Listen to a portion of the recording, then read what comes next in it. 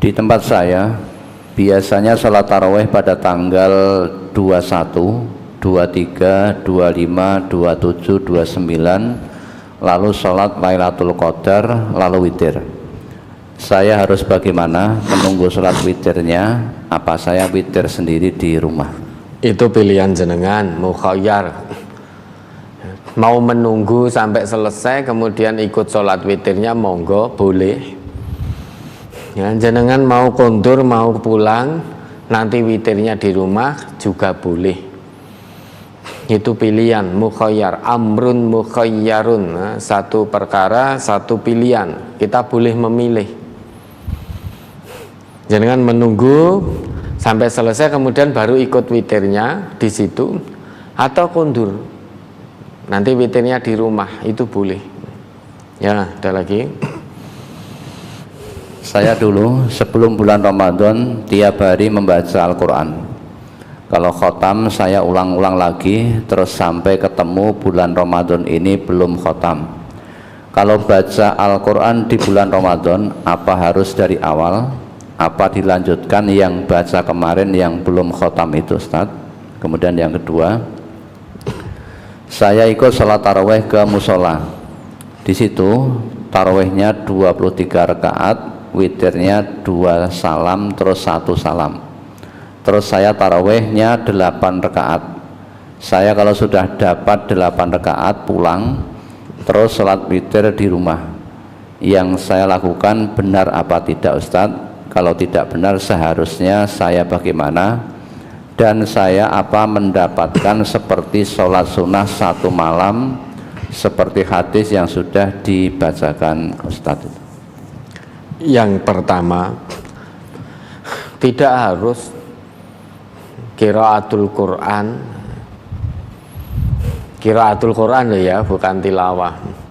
Ini qiraatul Quran, membaca Al-Quran. Jadi membaca saja tanpa membaca maknanya. Karena kalau membaca ayat dan maknanya itu namanya tilawah. Nah, kalau qiraah itu hanya membaca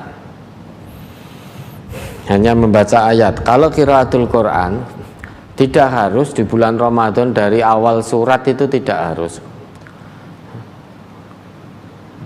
Mau baca surat apapun itu semuanya baik. Namun memang biasanya biar terbaca semuanya kita mulai dari awal. Karena biar bagaimanapun dari awal satu huruf bahkan sampai huruf terakhir itu kebaikan, ada pahalanya. Satu huruf dilipat gandakan 10 kali lipat. Nah, kalau ibu mau memulai lagi dari awal itu juga boleh. Mau melanjutkan yang kemarin itu juga boleh. Namun saran saya, setelah itu nanti dibaca, jangan berhenti hanya membaca saja, namun kemudian baca pula maknanya, dipahami. Kemudian setelah itu diamalkan apa yang sudah dibaca, apa yang sudah diqiraai tadi, apa yang sudah ditilawai, sudah dipahami, itu diamalkan dalam kehidupan sehari-hari. Karena ibu bukan orang asli sana, sehingga tidak bisa memahami bahasa Arab, apalagi bahasa Al-Quran.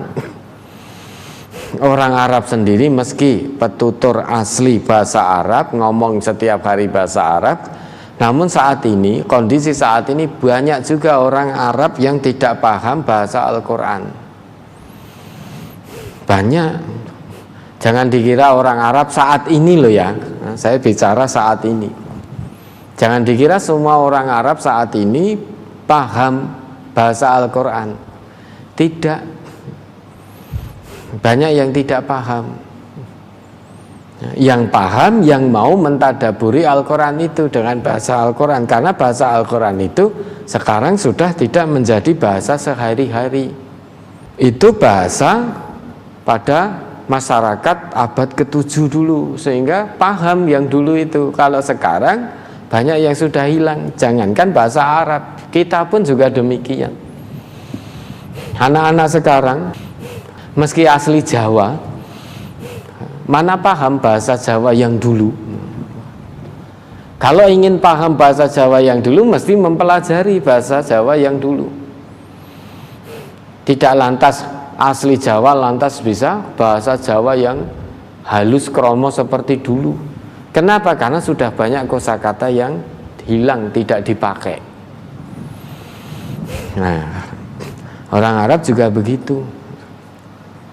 Sekarang mereka bahasanya juga sudah milenial, bahasa sehari-hari. Banyak kosakata yang hilang.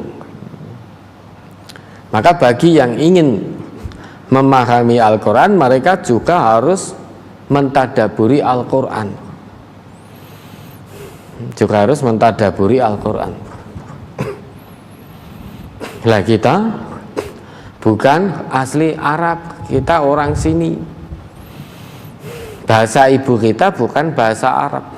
Tentu harus lebih untuk bertadabur Al-Quran.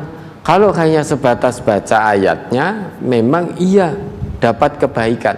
Namun sebagai muslim sejati, berusaha menjadi seorang muslim sejati, selain mendapatkan kebaikan dari cara membacanya, interaksi dengan cara bacanya, ada kebaikan pula yang dijanjikan, yaitu kebaikan dengan cara tilawahnya. Maka kita harus lakukan tilawah itu juga, sehingga membaca maknanya dan memahaminya.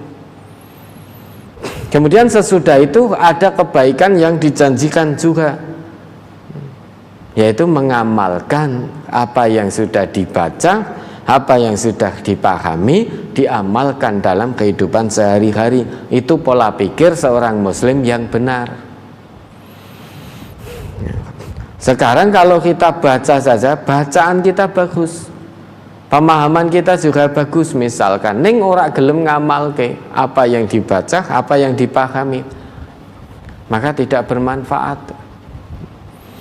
Namun jangan hanya lantas menutupi kemalasan kita untuk belajar baca Quran yang baik dan benar, lantas kita hanya mengucap sing penting pengamalan. Kalimat ini juga beda-beda tipis antara tenanan ngamalke atau dengan rasa malas sinau baca Quran dengan baik dan benar karena punya rasa malas. Beda-beda tipis ini. Sehingga untuk menutupi kemalasan itu kita sampaikan, yang penting pengamalan. Ya masa iya jadi orang ngaji puluhan tahun bisa mengamalkan, masa hatinya tidak terdorong, tidak tergerak untuk mendapatkan kebaikan, interaksi dengan Quran, kitab sucinya, dengan cara membacanya dengan baik dan benar, masa tidak terdorong ke arah sana? Nah, pola pikir seorang muslim sejati itu maju, visioner, karena Quran, kitab suci mengajak kita punya pola pikir maju. Kalau saat ini kita belum bisa membaca dengan baik dan benar, yang utama memang kita amalkan dulu, paham, amalkan.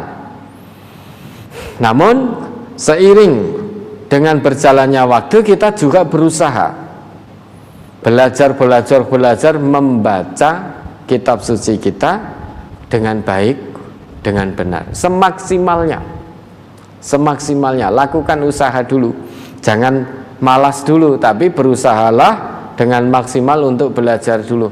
Kalau memang sudah maksimal, hasilnya maksimal, ya sudah dapat nilai kebaikan. Bahkan disabdakan oleh Nabi yang mutataktik itu, man yatatak, barang siapa yang terbata-bata dalam proses belajar membaca Quran dengan baik dan benar, dia dapat 2 pahala.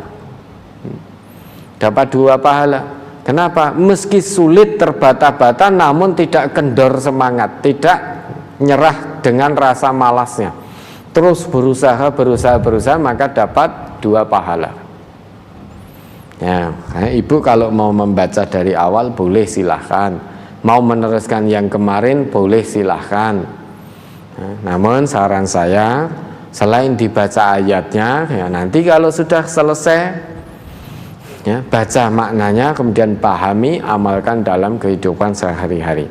Atau misalkan baca 1 surat, sesudah selesai tidak perlu nunggu khotam, baca maknanya, Baca artinya pahami dan amalkan. Kalau sudah selesai, besok tambah satu lagi.